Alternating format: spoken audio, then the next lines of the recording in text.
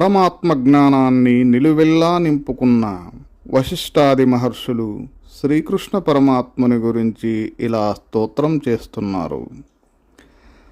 శ్రీనాయక నీ నామము నానాభవరోగ కర్మనాశమునకు విన్నాణంబగునౌషధమిది కానరు దుష్టాత్ములకట కంజదలాక్ష.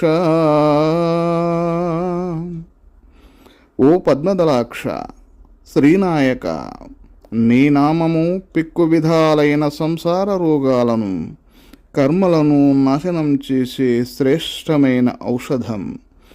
చెడిపోయిన బుద్ధిగల నికృష్ట మానవులు ఈ సంగతి తెలియలేరు.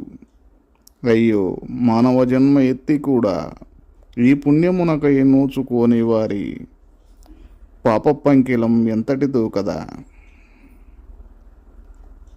ఓం తత్సత్.